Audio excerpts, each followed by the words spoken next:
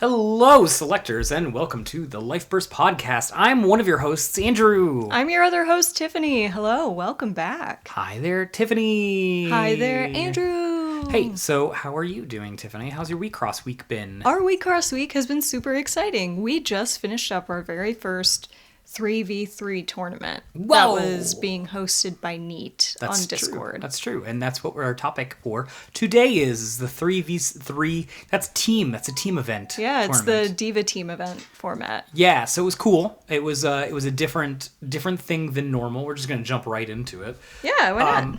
And so what were the rules for this event in terms of deck construction and stuff, Tiffany? So there were a couple different rules, which I actually thought was really fascinating to work around.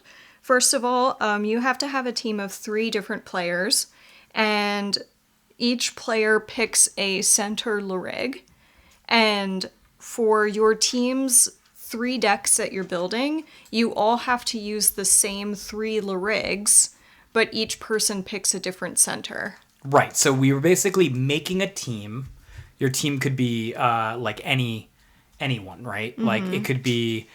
Yeah, it can be dream teams. Right. So you played an teams. actual team, right? We did, yeah. We played Ancient Surprise. Mm-hmm. So one player took center Ott, one player took center Umar, and one player took center Tallwell. Right. Is how that works. And my team was Tamago, Deus, and Madoka.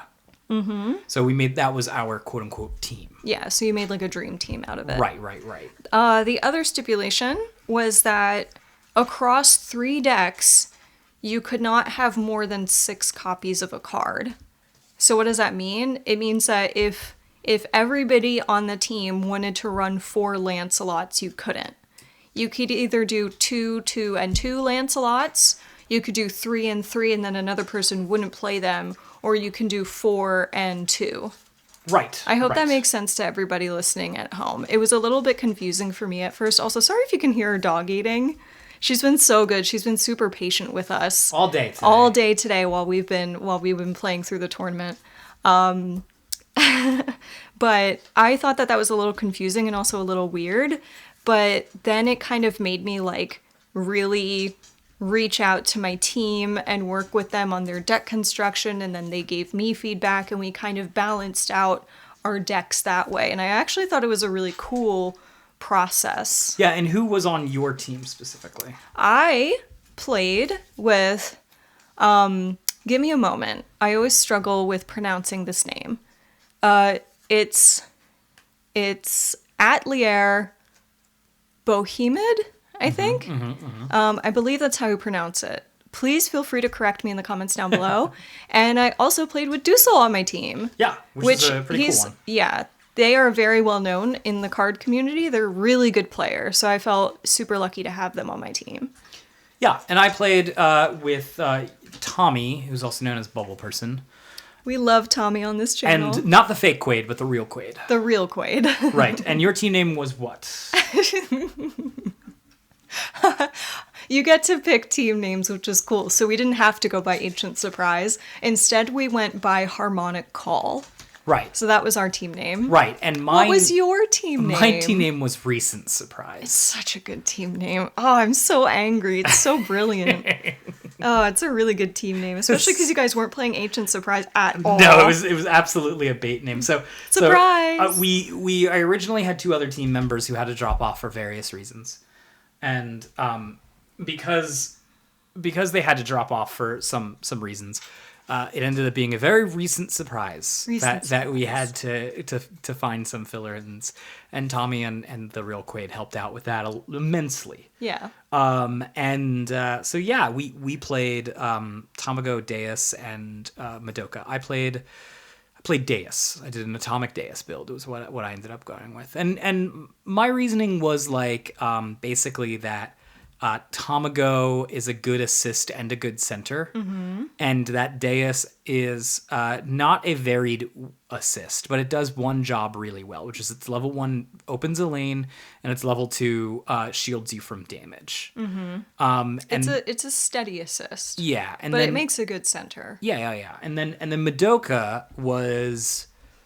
just dude, Madoka's good. We've all talked about how Madoka is good. It's probably the most varied assist line that you can do. There's actually not a bad level or card in the assist line. For Madoka. Yeah, It's and- hard to find one. And its center is also pretty good. And the reasoning was that blue is actually really deep as a color, especially at the level 1 slot. Like what do you want to do? Do you want to go with a Monomin level 1's type setup, or do you want to go with a Bradamante and Neon Tetra level 1 setup? Do you want the CZ if you're running ZR, or do you want a Haket kind of setup, Haket and Sui? There are a lot of really good level 1s for blue. Yeah, that is true. So the idea there was that since I was playing Atomic Deus, I wasn't going to steal any of the cards from my other 2 players, and they'd have to split. The only cards they really needed to split down the middle was Random Drain and Brunos, because I didn't necessarily need those. I replaced the Random Drains in my deck with 2 Exchange, and let me tell you something. Exchange is not as good as Random Drain. It is very much worse. But it got the job done. Like, there was some times where I was like, this costs a lot of enter. It doesn't exactly do what I need to do. But hey, you're at 0 cards in hand now, which means no card, let me attack. Kind of thing. So it worked out well on my end. But you went the opposite route. You decided on a powerful team. Yes. And went to build off that. Because let's be real, what is it? World's Reverse is a really good piece. Well, this may come as a shock to many of you longtime listeners of the podcast. You know that I love Ancient Surprise. It's my favorite team. I played Ott Center Ancient Surprise team for a really long time, and I have been playing Umer Center a lot recently with our Death and Taxes build. Surprise, I decided to play the Tall Will Center. That's a good one. There's a strategic reason for this, though. There is a strategic reason for this. First of all, the person that Atelier, or I don't know how to say it. Anyways, our team lead, they wanted to play Ott Center, and they wanted to rep Ancient Surprise because March 26th is Otto's birthday. So happy birthday, Ott. Happy birthday, Ott! So we needed to find players that wanted to play either Umer or Talwell. And in our last podcast, if you guys listen to that one, you know that I've kind of been struggling a little bit trying to play the Umer Center because I know how to play the deck. It's just a little bit difficult to get myself in the mindset. So the reason I took Tall Will Center is because I knew I was going to be able to build a aggressive good stuff red deck, which is something that I am accustomed to. It's like I've been playing aggro for a pretty long time. And I knew that Dussel's a really, really talented player. He's really talented. So I knew that if he handled the Umer deck, he was going to handle it just fine. And I think he like really carried the team. Like, thank you, Dussel out there. It was a pleasure playing with you. But that's why I chose Tawil. And we ended up going with like I said, with an aggressive good stuff red deck with a teeny tiny bit of Enerburn and a little bit of a Terror Beast package as well. Yeah. And I helped out a little bit with the deck building with you. Although it was mostly like you were doing the testing and telling me what needed to be adjusted. Yeah, it's like our typical, it's how we work together. But, like it was, we pretty much knew that you needed to go with a red deck, right? Because that way, like all red. The important thing there too is like there's a very easy way to basically become a rainbow deck in using the team piece for all 3 of those decks, and it's like there's just not enough good stuff in those colors to go around unless you do that, unless you break yourself away in the same way that I broke away from the 2 of them and let the 2 of them be control decks and I picked Atomic mid-range. You sort of did the same thing. You're like, you guys do your mid-rangey stuff, I'm gonna go ahead and just be an aggro deck. Yeah, and especially because like I really do know how the Ott decks and the Umer decks prefer to operate. I was basically like, I can't do what they're doing. I just know I can't. Like, not with the way that the latest Tall Will Center operates. I can't do it. So what I ended up doing is I like basically told my team, I was like, y'all figure out your deck lists. Don't worry about me. I'm going like mono red in this. So I'll just figure out my own stuff and I'll let you guys know. Yeah, and I didn't even use our team piece. The funny thing is the Yuzuki practice that we were doing a little bit for our shows Actually helped out a lot. It helped a lot. So instead of using Worlds Reverse, which would have been a popular choice, I ended up using Entwined Supremacy and Ancient Echo. Yeah. And the reason for that is that Entwined Supremacy would help me push more life cloth crushing, which is something that the deck needed. But also because Worlds Reverse makes you pay to vanish a Signy when you play a red Signy, like you can choose not to do it, obviously. But it costs an Enter for you to do it. I knew that I was going to be a little bit, not like Enter hungry, but I knew that the way that the deck had to be built to give me a fighting chance wouldn't be able to sustain that kind of Enter I would need every turn. Yeah, totally. So we ended up going with Entwined Supremacy instead, and I actually think it worked out pretty well. Yeah. I've really come around to that piece. With also the idea of it being like you're an aggro deck. Aggro deck doesn't necessarily value. It wants to open its lanes, but that's the thing that it does very well in the main deck, especially for playing red. What it needs to value is damage burst. Yes. Right, and you get that with Twine Supremacy. Instead of doing 4 damage in one turn, you can do 5, and that guys, you have no idea how much that turns around certain games. Yes, no, 100% agree. I really like the idea that I can stop a life burst from happening.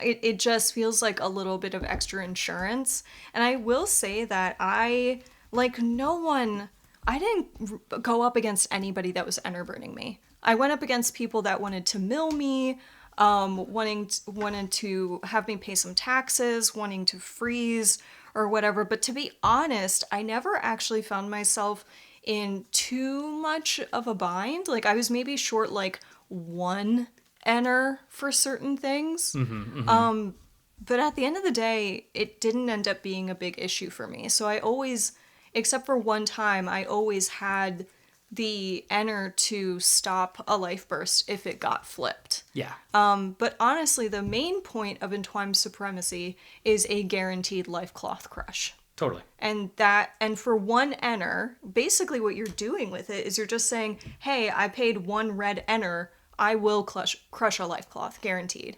Even if it has a life burst, doesn't matter. I can shut that down. But the important thing is that I am pushing 1 more damage that turn. And with the new Tall Will not even having like an Enter ability, it's just so important. Now, what I will say is now that I have played all 3 of the Ancient Surprise centers on the Ancient Surprise team, I would rank them personally. Umer in first place, Ott in second place, and Tall Will last. Yeah, I think I agree with you on that. There's a reason you don't see very many Tall Will centers, and boy howdy, I know why. I will say this though. One of the things that you really built the deck towards, and definitely I think worked really well, was that you looked at Towel's center ability of it's once per game, which is I'll read it to you. Yeah, we'll go ahead and read I have my deck spread out in front of me, so if you hear some like ASMR card shuffling, you know why. This is a free bonus. Just free bonus, you know. we love card sounds on this channel. All right, so this is Tall Will Trey heralding one. It's the new version of Tall Will's level 3. Auto, at the beginning of your attack phase, if there are 3 or more red Signy on your field, enter charge 1.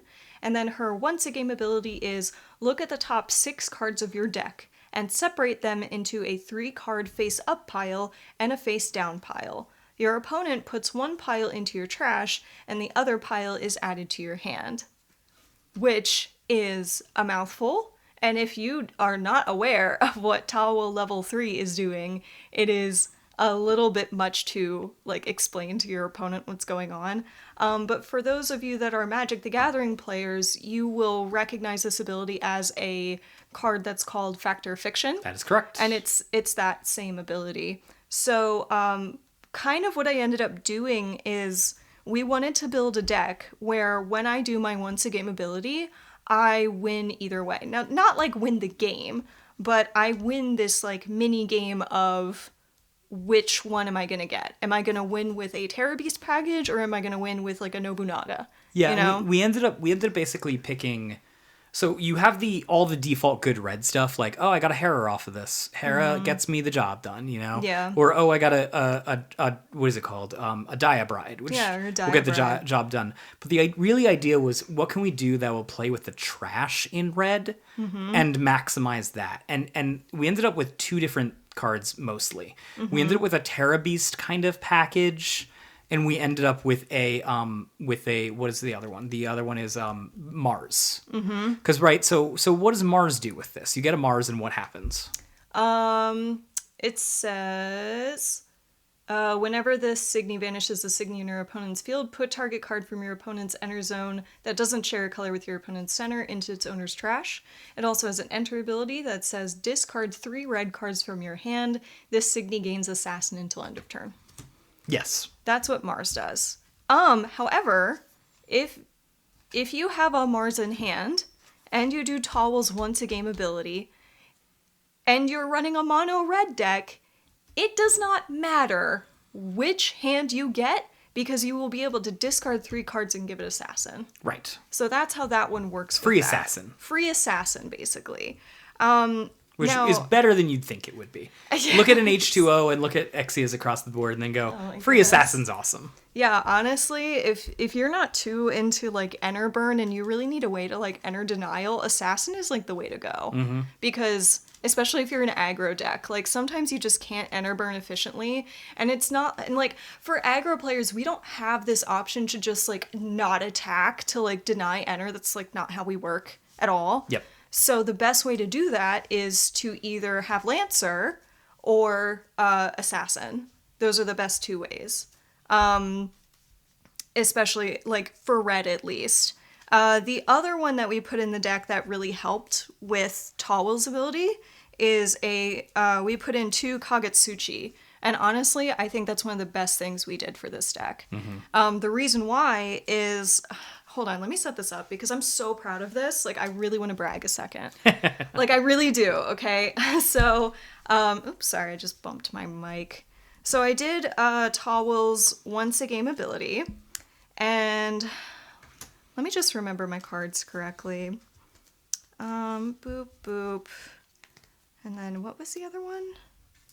Something else. I think it was this one. That looks about right. Okay. So I did Towel's once a game ability and I separated out my 2 stacks. One stack had a Tengu, a Thoroughbred, and a Heihachiro, Crimson General. Just be clear, we were running out of options. That's not a good We had card. to get creative. But it has a good life burst to vanish target Signy with 8,000 or less. Yeah, you know, there's a little awakened Signy, you know, something spicy. And then in the other hand, I had a Guard, a Rommel, and a Kagetsuchi. So I put the Kagetsuchi and the Guard hand face up so that they could see, okay, I've got a Guard on the table. Like, you can deny me this Guard, but you don't know what's in the other pile. So my opponent ended up letting me, this was bold, they let me keep the Guard Rommel Kagetsuchi pile. So what I did, and I had enough enter to pay for all of this, is I played the Kagetsuchi, discarded 2 cards, got back the Thoroughbred, paid for its enter ability to get back a Tengu, and I ended up getting my Terror Beast package anyways. You should also know with the Terror Beast package, one of the things that we're talking about here is you had Ancient Echo. Yes. And Ancient Echo gives a plus 3,000 to your team, while a Thoroughbred gives a plus 3,000 as well. It gives it plus 4,000 to the Terror Beast you bring onto your field with its enter ability. Got it. And then at the beginning of your attack phase, all Signy on your field get plus 3 until end of turn. Right. So all those things together, you end up activating pretty much everything across the Tengu and the Thoroughbred. Yeah, it also meant that you were kind of immune to Plus like Kagetsuchi pluses to as negative well. effects as well. Yes, like everything was huge on my field. Like I think there was one time that like I had plussed up a bunch of stuff on my field. I was like, everything's huge. It's disgusting. And like my opponent laughed because there was something on there that was like a 20k for like no reason. Yep. But it ended up, the good thing about that is that it activates Tengu's ability, which means that it cannot be downed, which is really good, especially when you're going up against decks like Madoka. Yeah, there was a lot of Madokas. Or if you go up against decks that have like Deus or Machina that want to give something -12. Well, -12 doesn't do much when your Signy is 20k. Yeah. So I actually ended up thinking, I really feel like adding in the Kagutsuchi ended up like gluing a lot of the deck together. Yeah, I mean, you can get yourself Nobunaga for Double Crush. There, you can get a lot of things. The Diabride for effortless Enter Burn. The deck functioned. There was definitely some weak points in it that again we were playing around the fact that we don't have full access to the cards. Oh, I knew going into it that this was gonna be like a bit of a toss-up just because Tawil is such an odd center and like no one plays her. But at the same time, it was kind of a bit of a like cool brain exercise. It just like makes you think in such a different way as an aggro player, especially in the current meta. We made some like interesting choices with the assists too. So we went with Ot Forte, which vanishes 7,000 or more. 7,000 or more. And then Ot Eject, which negates 2 damage. And then we did Umar Draw, which draws 2 cards. And then we did Umar Clear. I know that a lot of people will disagree that Umar Clear is like, they'll say it's not a good card. And like, maybe they're right for certain instances. Yeah. We could have gone with Umar Down.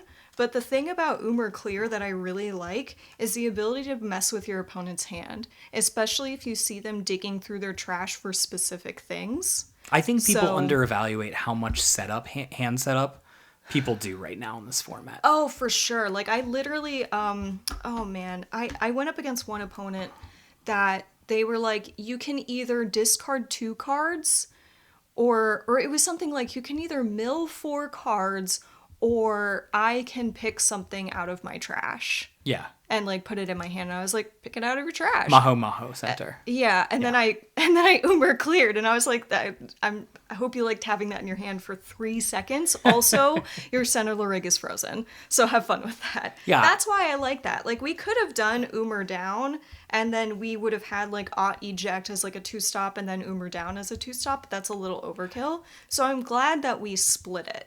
Here's the reason why I'm glad we went with Umar Clear for you. And we'll talk about my atomic deck. I love it. Yeah, I'll talk about my atomic deck in a little bit later.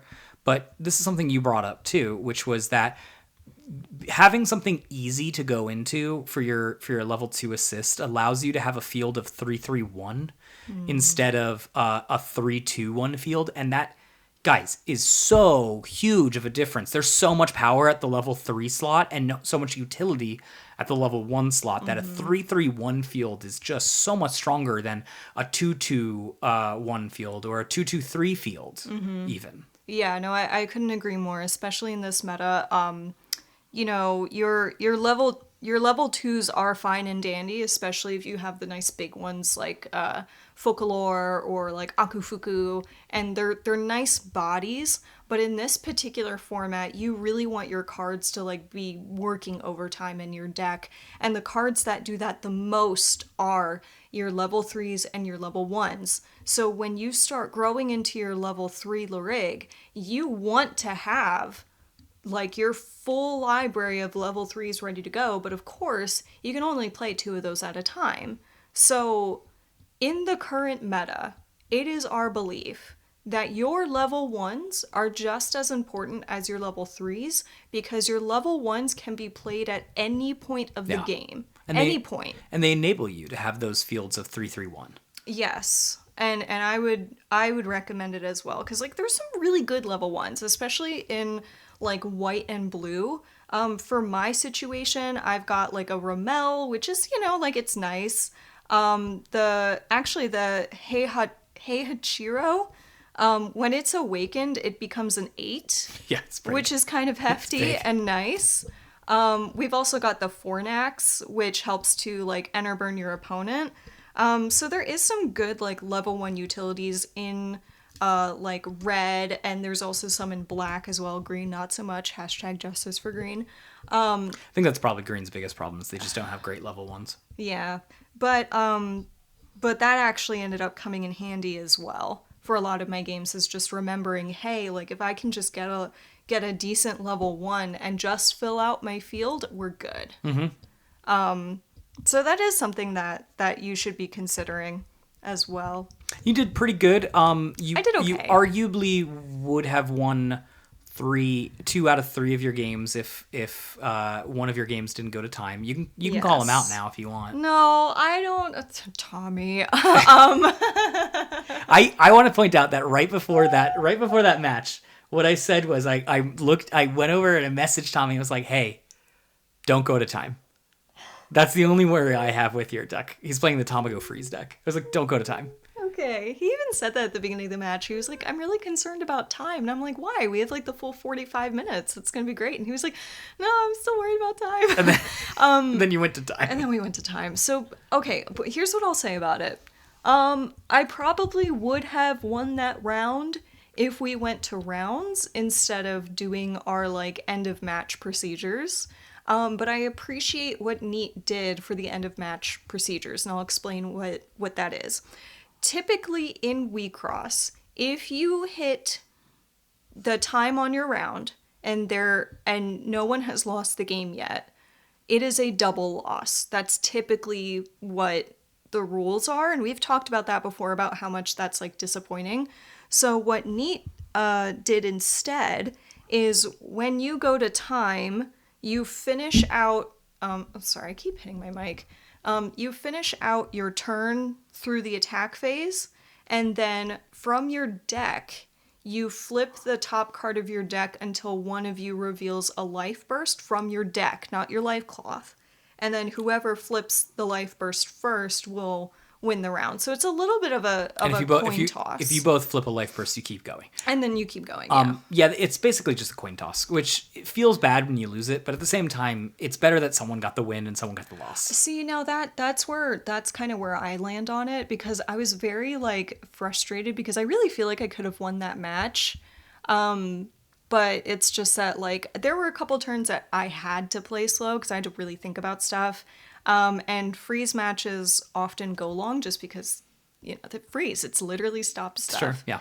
But at the same time, I do appreciate that it didn't go to double loss. Yeah. Because that hurts way worse. Like, then everybody feels like the bad guy. And I appreciate it happened round 1 because Tommy didn't go to time ever again after that. Did he not? No, he just was like, all right, gotta keep Learned moving. our lesson, yeah. I actually ended up going to time again, and I ended up winning that life burst flip. Yeah. So, you know, I it's think like you probably had that one in the bag too, but so you did well on yours, but your I team did overall okay. Your team didn't make it to top 4, which arguably you guys were playing one of the weaker teams, you know. We knew it going in. Like we really were just like, we want to play this team because we like this team. Yeah, and whatever happens, happens. Yeah, I honestly, you played how well the best it could be played. I think so.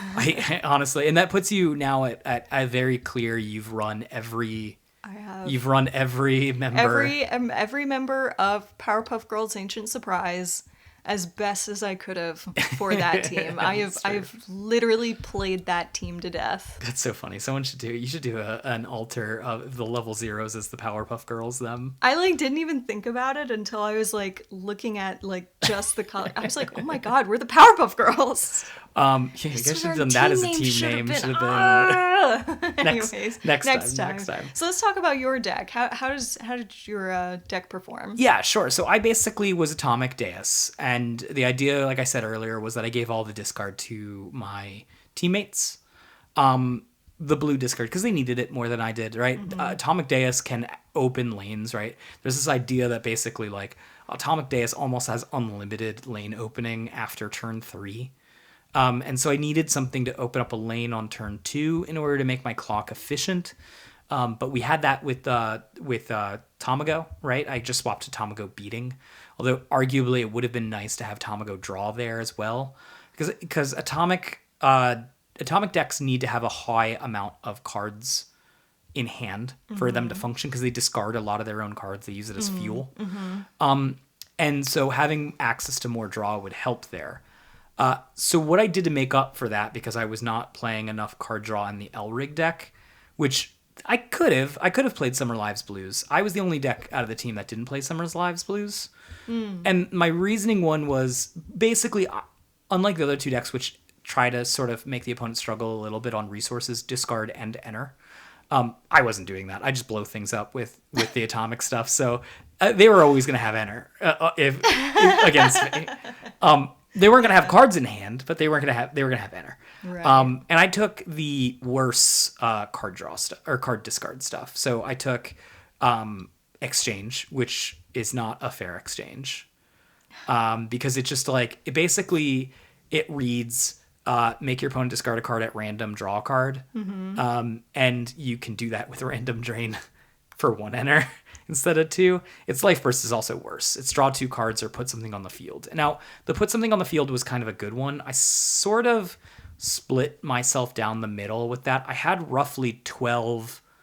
It's crazy. You know how much I love this life burst. I had roughly 12 life bursts that when they flip, say, take something from your trash and put it on the field. Yeah, that is your favorite type of life burst. I love that You life just burst. love ambush life I bursts. absolutely do, especially in a deck that has a ton of enter abilities.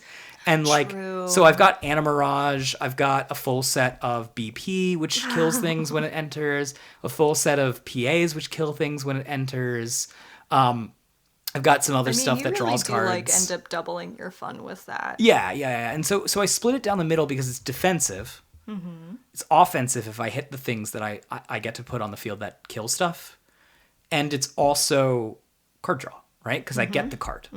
So You get it. Right. So it lets me have more cards in hand, which ended up working out really well. There was almost no point in time that I was under, honestly, 6 cards in hand. There were times that is impressive. I know in this current meta. There was times where on my opponent's turn they triggered some card draw on my end, and then I flipped back to my turn, drew my 2 cards, and went, I have 9 cards in hand.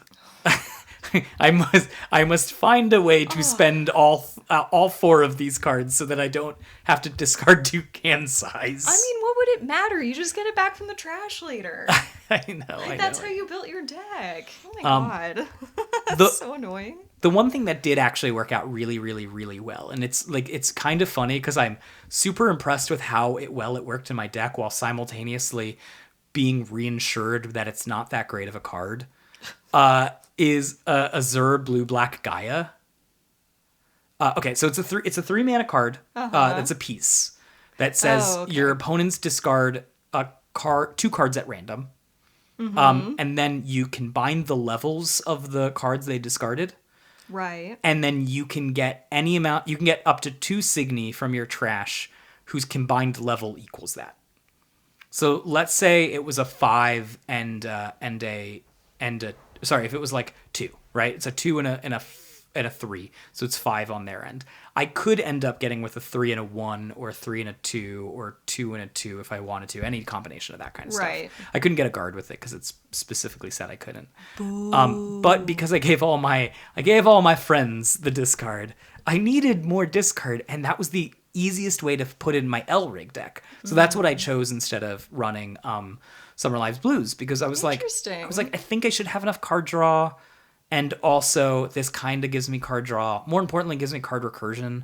So if I can get back H2s, right, H2Os, like that's annoying for the opponent.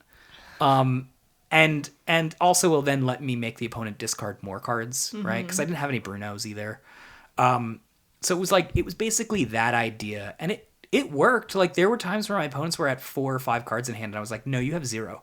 And I'm playing the worst card draw that I could be playing outside of H2O combo stuff, which is good. Don't get me wrong. H2O is a great card. H2 is a great card. H2O is annoying. Yeah, I agree. Which means it's a good card. If Tiffany is annoyed by it, it's a good card. I'm gonna toot my horn a little bit here. Do it. I went undefeated.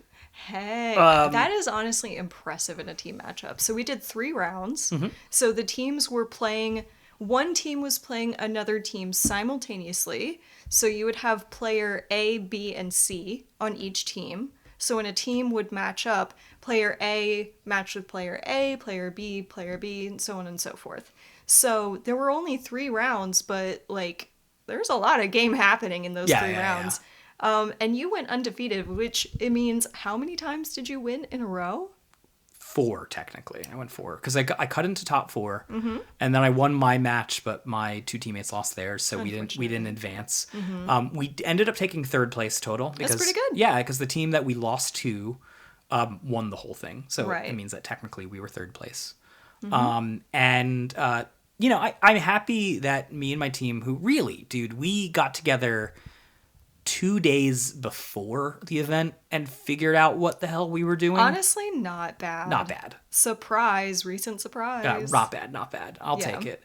And it was good. I went undefeated. The kind of funny thing was so in round 2 we played the team that we would inevitably play in top 4 for semifinals. And because of the way that the format was set up, we were paired against the same person again. So it was a grudge match, right? So I beat Chair in round 2, and then I had to beat him again in round in the semifinals. Now here's the thing with Chair, right? Chair is really good that he recognizes what was wrong or what he could have done differently. So whenever you play Chair, playing him the second time is harder. And so it was. We know that players like that. Yeah.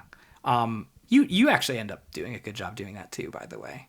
Like, thank you. You usually, like actually the loot guard tournament where you played against Tommy was that you lost to him Yes. in an earlier round. Went, where did I go wrong? I'll never do it again. Yes. Oh, yes. That was a really good grudge match. Also, I love playing against Tommy. He's like one of the most fun people to play against. So anyways, it ended up it ended up being a pretty fun tournament. I played against I'm trying to think round 1 I played against you guys. Oh my god. Okay, so I saw the pairing and it was like Harmonic Call versus Recent Surprise, and like so Andrew plays in a different room in the house and then I play in our like podcasting room. So as soon as the pairings popped up, like all you could hear from Andrew's side of the house was, "Are you kidding me?" Every tournament. I know. So it was pretty funny. And one of the reasons Tiffany and I ended up on different teams too was we kind of wanted to play with you guys more. Yeah. Like just in general, like it was like we play with each other enough. Yeah, tons. We test against each other all the time. All the time. So it's just nice to play with like other people as well on a team. Cool. So, maybe the next one, who knows? Maybe it'll be you guys. Yeah, no, I would love to play on a team with you fellow selectors. A lot of you are really, really smart. You're really good. And a lot of you are really, really nice. It's a really good, I don't know. This felt more like a community event. Yeah, which totally. I really appreciated 100%. because it was team based, and I've never played a team card tournament before, but there was a lot more so much more fun, right? I think so, because it makes you like, well, first of all, I actually like the deck restrictions. At first I was like, and then when we started building, I was like, okay, this is actually kind of fun to have to build inside the box. Yeah. It makes you like think about your deck in a different way, but then you're like talking to your teammates more, which promotes more community growth. And then, like your team versus another team, like you might know someone on that team because you've played with them before. I don't know. I really liked it. Yeah, I agree. And so I played against Ott round 1. And happy birthday. I won that. Just because, well, I mean, to be honest with you, it's a little bit of a lopsided matchup, and I think a little bit in my favor. So then round 2, I played against Chair, and I played against a sort of an Akino mid-range deck, which is cool. He played Koella, and I was like, oh. Every time Koella comes out, I'm like, oh. Everything's bad with Koella here. Like, it's just a good card. Everything is awful. Yeah, exactly. So that was that. And then round 3 I played against Tamago, which was Tamago. Yeah, which was pretty cool. Arguably the Atomic deck works better in blue than it does in black, to be honest with you. So it worked out fine there, and I actually think they had a better L rig setup than us. They had X as their extra one, so I think it would have been better to run a third color than what we did, just so it was a little deeper. But we did fine on ours. I mean, look, I'm not going to complain. We got third place. So I won't complain about our thing. But like, if I was looking back and needed to change something, I may change to X being the assist that I would have chose with Deus and Deus and Tamago. I think that's the way I would have gone. That's solid. Yeah, I think I would have missed the 3-stop, but I think the flexibility of the extra color would have allowed for a little bit better deck building. Anyways, it was actually a nail biter match for me. I figured out how to win at the very end. I had no enter. I had barely any enter. I had like 1 enter, I think. And I had to figure out how to win, even though I used up all my souls. And it came down to, I had 3 enter, I'm not lying, but I had to use it really efficiently. It came down to killing a 13k with 2 different negative effects and giving something assassin. Which I was able to do with Deus's once per game. Nice. So I found the solution there, but I was like hands shaky, like I almost threw the match too, because I was like, I'm gonna concede because I don't think I have any clear victory, and then I was like my team needs me, right? I was like the drive for it was like my team needs me. I've got to win this, and so I did. And then I checked the group Slack, and they both won their games, so they did not need me in the slightest. Because to further explain how the scoring works is that you either win or lose as a team. It's like a pass or fail kind of system. So since there's 3 members on the team, at least 2 members have to win their match to carry the team into the next round. So if you have 3 wins, your team wins. If you have 2 wins, your team wins. If you have 2 losses, your team loses. Right. So since your team already had 2 wins, you didn't have to put too much pressure on yourself. I did put too much pressure on myself. I was like leaking my brains out of the inside of my ears. It was like I didn't need to do it. But yeah, so that's what ended up happening with us. That got squeaked us into top 4, and then we had some really close games. All 3 of us it was close games. I barely won it, and my 2 team members barely lost it. So we didn't make it into the finals. I kind of felt like we'd actually be pretty well positioned if we were in the finals, based on like what their team list was. But c'est la vie. It doesn't happen. C'est la vie. But I hope that we'll. Sorry, go ahead. So we got 3rd, and I'm happy. I'm thrilled with 3rd. Yeah, you're gonna get some nice prizes though out of it, aren't you? Yeah. And I like the whole time, I've got this whole thing going on where I'm like, I'm just having fun, and then I gotta like remind myself, like, no, you need to be competitive. You need to get sweatier. All right. My goodness. You gotta go for the whole thing. I just wanted to have fun because I just wanted to. Well, first of all, I'd never played Tall Will Center seriously, like at all. Like, I haven't. We played I've it never at the very, touched very her. beginning of this. Yeah, very beginning. So first of all, that was cool. That was fun for me, and I just love repping Ancient Surprise, and I liked being on a team that also were like, this is going to be hard fought.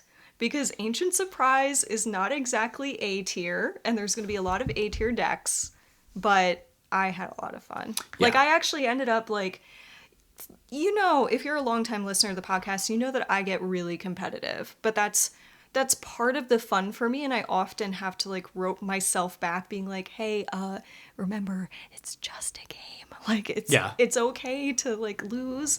And honestly, I wasn't even, like, mad. Like, I really wasn't. Like, I went up against a Cosmos deck, we've been experimenting with Cosmos a lot. Yep. And I really, really like that deck. I'll probably be playing a lot more of it in the future. So when I saw that come out onto the field, I was like, this is going to be very tough. But at least I know what's going on. And that was one of the more fun matches that I had. Well, I mean, I had fun with all 3 of them.